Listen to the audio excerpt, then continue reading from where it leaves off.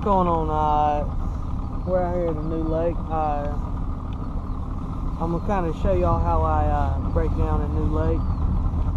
First, what we're gonna do, we'll go along. I see some grass transitions and lay downs. We're gonna hit those first. Key areas, easy things to fish. Next thing, we're gonna go mark the channel. We'll fish all the way down the channel, and then there's one cut creek that goes out over here, and we'll hit that from the mouth back and kind of try and track fish. And I'll let y'all know how I do and kind of give y'all tips of how I break down the lake. So stay tuned.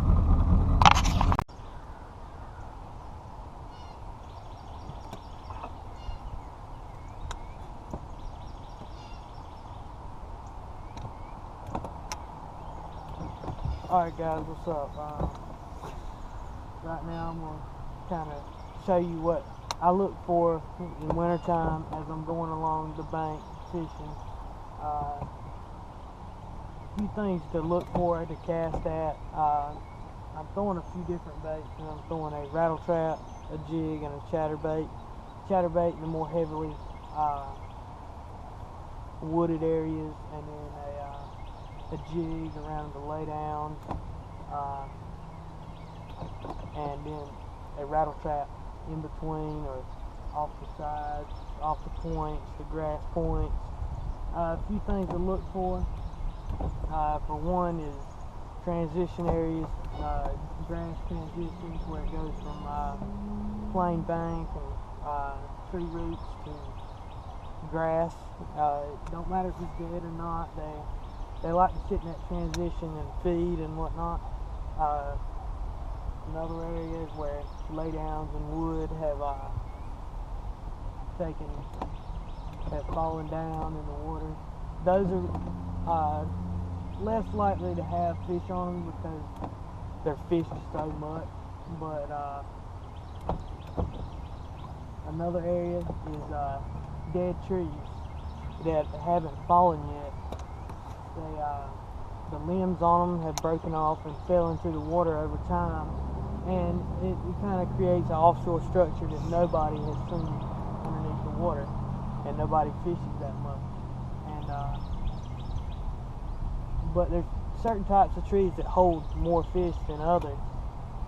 Say a pine tree or any kind of pine, they don't hold as much fish as say an oak or sweet gum or whatnot would hold, because of the acid it puts out in the water when it's in there, and the fish don't feel comfortable sitting around it.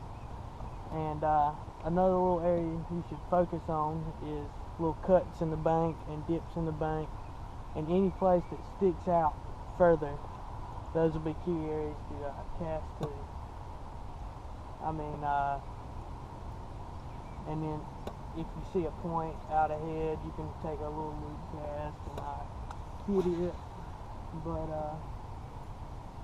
either way, any little calm areas, that might mean there's cover there. It breaks the current. It's a perfect place for the fish to sit at. It's winter time right now, so a fish's laziness is at the max.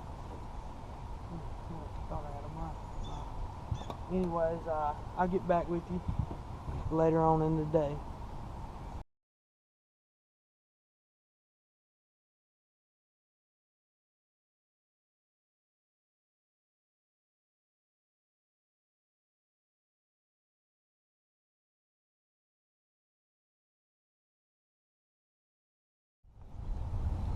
Alright, the first bait we're going to talk about as far as wintertime fishing is a rattle trap.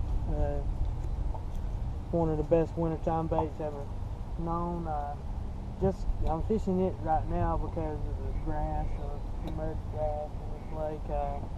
It fishes real good. You rip it out of the grass, and I'm using a Livingston Pro Ripper. It just gives it a little extra sound. I think it helps it in the wintertime for the inactive fish. And basically, you just throw it out. When you hit a piece of cover, you rip it off. And I usually pause it for a second before I start reeling again. I think in the wintertime that they're more prone to bite it if it pauses. And I mean, you'll get a little bit of grass up there, but you can usually rip it out of there pretty nice. There's not much. The basic technique. Just throw it out there, reel it in, rip it out of the grass, and the fish love it. That's the only other thing I have to say. But stay tuned, guys. What really shined today was the Livingston Lures Pro Ripper and the gold with a black back. A great bait. I think it's the sound technology that really done it for it today. In the wintertime, they can be highly pressured, and I think that sound gives them a little bit of edge to make it bite. And I was just slow rolling it down on the bottom in that sparse grass in the deeper areas around the lake, but and the wind had to be blowing on the bank, so wind blown grassy banks, but check them out, they're awesome. I'll catch y'all next time on the Road to Pro TV. Thanks, guys.